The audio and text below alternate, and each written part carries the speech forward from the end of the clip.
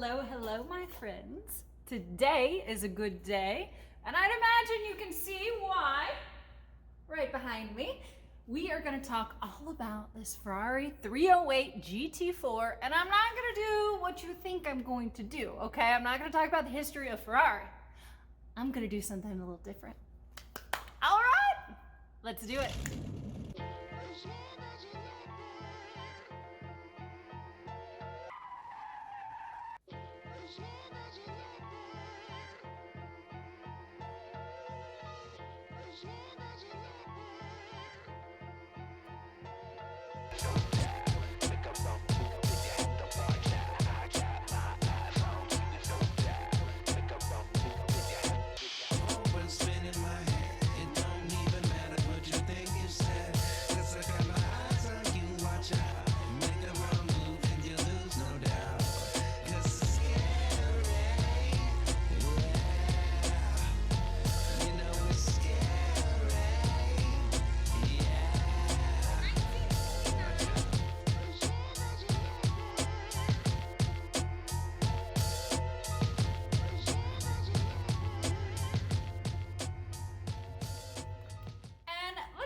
Say you aren't that familiar with this channel. Well, we do car videos about car history, odd cars, sports cars, supercars, hot rods, you name it. It's pretty much everything car. So if you like that, go ahead and subscribe.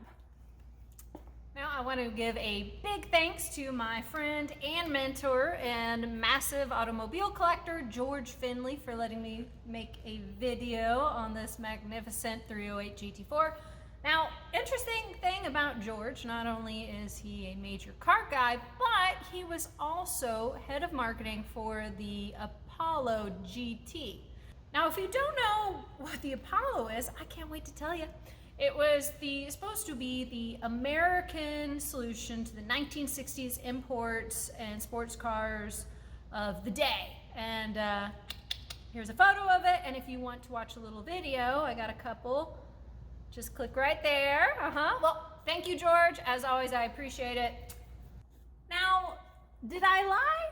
No, not exactly. I mean, we are going to talk about the history of this car, but we are not going to talk about the main chief, the Il Grande, the Commodore. We're not going to talk about Enzo Ferrari. We are going to talk about his son, who sadly passed away way too early. We are going to talk about Alfredo, aka Dino Ferrari. All right, let's talk about Dino, all right? Now, Alfredo Dino Ferrari was born in Modena, Italy in 1932. Now, he was named after Enzo's father. Enzo's father was Alfredo Ferrari, and sadly, everybody talks about Enzo being kind of a dick, but he did have a little bit of a rough start. When he was 18, in the same year, he lost both his father, whom Dino is named for, and his brother. That sucks. But Alfredo Dino Ferrari was Enzo's first son and legitimate son. He would later have a child outside of wedlock with his mistress. Having an heir was a big deal to Enzo. Now, I have a little bit of theory that without Dino, we may have never had Ferrari automobiles. Let me tell you how they got there, okay? Now, so Enzo vowed that if he ever had a son, he would completely give up racing. And at that time, he was racing for Alfa Romeo. And some of you are probably pretty familiar with just how dangerous it was in the early race scene. You know, it wasn't a matter of if you were going to crash, it was a matter of when. And the percentages of actually surviving were like, yeah. Enzo Ferrari, in fact, quoted for saying, don't get close, don't get to know your drivers, because so without the birth of Dino, Enzo could have continued participating in such an incredibly dangerous motorsport, perished in a crash, no Ferrari automobiles.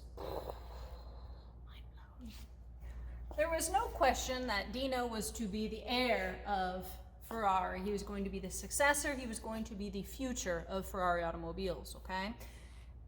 Enzo was frankly grooming him to take all of it over. He sent Dino off to study engineering in Switzerland, and when Dino came back, he was ready, full of ideas. Primarily, he began on the 750 Monza race car. And Dino encouraged his father to create a 1.5 liter dual overhead cam V6 engine to participate in the Formula 2 racing. And Enzo said, go ahead, let's do it. And with that was the start of creating any Ferrari engine with less than 12 cylinders. And now, sadly, it would be just as Dino is making this transformative mark on Ferrari with smaller engined vehicles that he would be diagnosed with muscular dystrophy.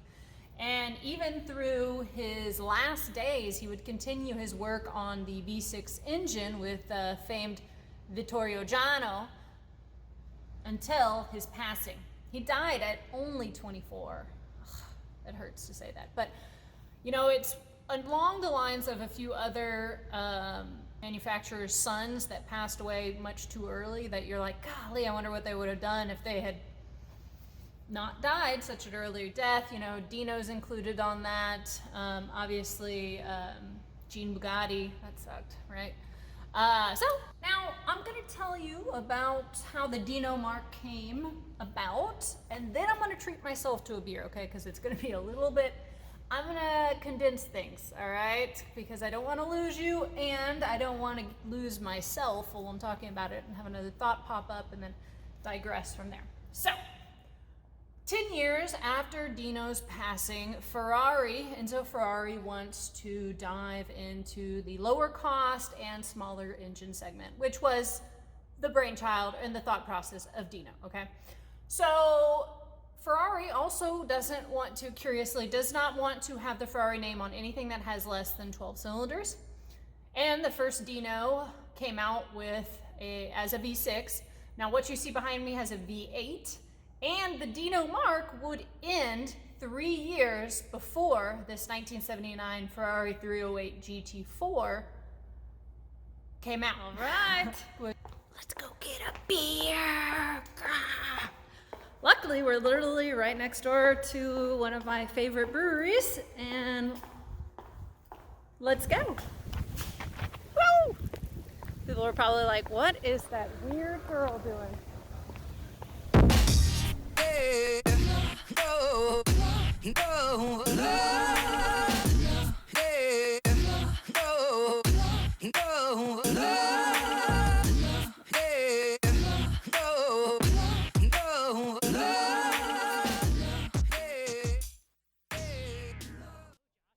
Glorious. Where'd you say you get it? Picked it up in San Antonio. Swing! 71 Triumph Bonneville. First year of the oiling frame. Pimp. Well, this is exciting. Yeah. Man, that's exactly what you need during quarantine. Mm-hmm. A project.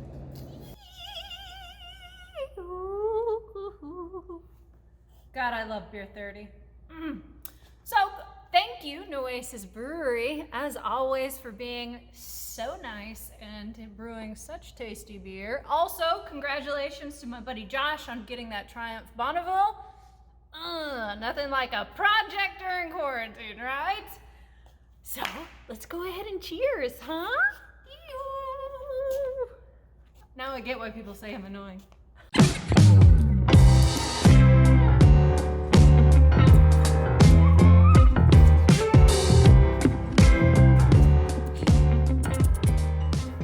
Now back to Dino, okay?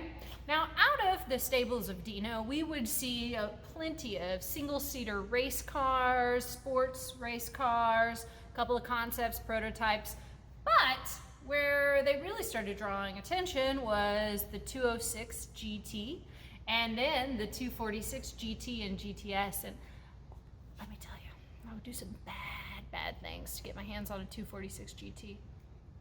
Just saying. Now, how all this folds into the Ferrari 308 GT4 right behind me is that the 308 would start off as a Dino, okay? And 3 years before this vehicle was produced, they would actually stop putting Dino badging on the cars. There would be, and it actually was kind of a little bit of a kerfuffle because you had dealerships removing the Dino badges and adding Ferrari's badges, and some of them didn't remove all of the Dino badging, and some of them left it. It was said that there was no longer going to be the Dino Marque was that owners and purchasers were actually kind of scared to be purchasing this car, not sure of it since it didn't have the Ferrari name, and where their valuations would be later on.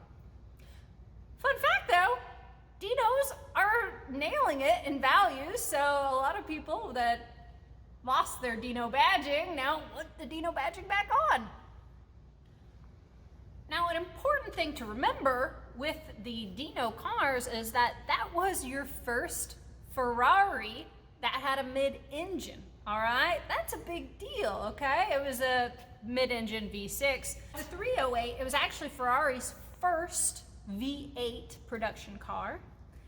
And it was also the first time that Ferrari dabbled outside of its usual design house, Pininfarina, and went with Bertone. And honestly, Pininfarina was not that happy about it. They were kind of pissed, but evidently there was some kind of controversy, like Bertone already had this design ready, and so Ferrari said, let's do it, and Pininfarina just couldn't do it quick enough. Who knows? Anyways, the 308 was designed by Marcello Gandini at Bertone, and that is also the guy that brought you the Lancia Stratos. Yeah, that badass shit right there. And really, the 308 turned heads, because when you think about it, its predecessors were the 206 GT and the 246 GT, and those had these like lusty, curvy lines, and this is very much one of those folded paper shapes, you know what I mean, of car designs. So what a departure there. Now, what this 308 GT4 is powered by is a 90-degree dual overhead cam V8, always a tongue twister in there somewhere, 4 Weber carburetor, and it is capable of 252 horsepower at 7,700 RPM. Now, you know how I said the Dino badging and Ferrari badging can get a little bit confusing and a little complex around the area of the late Dinos? Well, for instance, this car was produced 3 years after the Dino Marque ceased, okay? But you see here, Dino 308 GT4. Let's hope I filmed that properly. But then you'll also see Ferrari badging right here, the prancing pony. So tell me what you think about this Dino or Ferrari.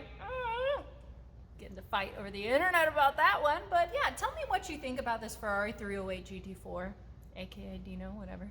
And let me know what you think about in general. Where do you think Ferrari would be now if the passing of Dino hadn't have happened? Something to think about it. Kind of interesting, right? Let me know what you think. Tell me what your favorite Ferrari is. Maybe there's a car in the background you think I should make a video on. Right by me is the Studebaker Avanti, which I already made a video on that. You can watch it right here. Super innovative and almost saved Studebaker. But anyways, I hope you enjoyed this video about that rad car right behind me, right? And if you want to subscribe, go ahead and subscribe. If you don't, that's fine. If you want to say something nice in the comment lines below, by all means, go ahead and do it. Have anything negative to say? Keep it to yourself. Because after all, remember, I grew up in a mechanic shop, and I am the youngest of 4 smart-ass siblings.